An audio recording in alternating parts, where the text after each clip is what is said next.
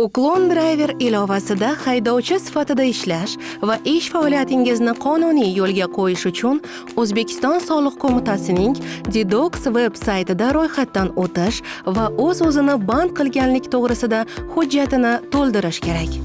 Bu soliq organlarini sizning faoliyatingiz haqida rasmiy xabardor qilishimiz uchun zarur.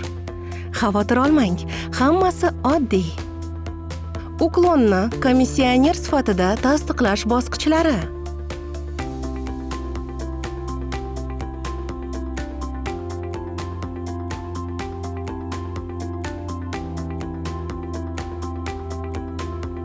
Dedox sayti telefoningiz brauzerida ochiladi.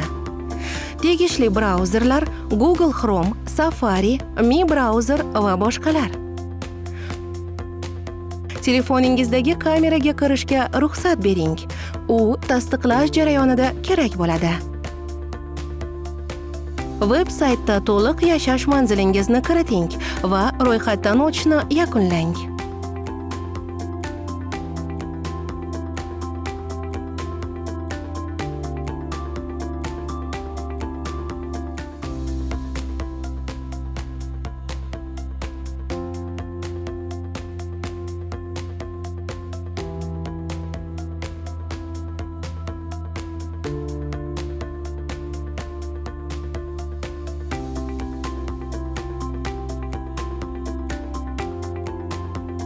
Hujjatingizni tasdiqlang.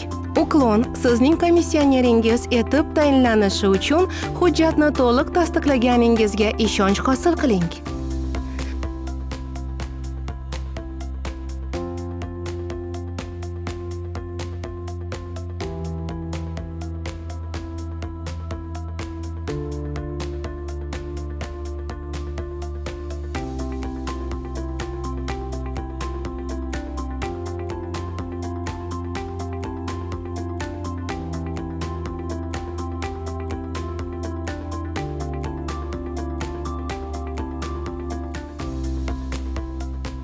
Tayyor.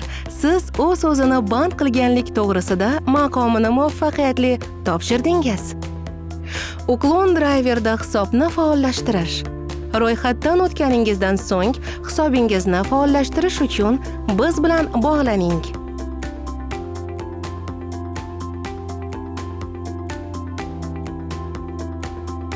Eslatib o'tamiz.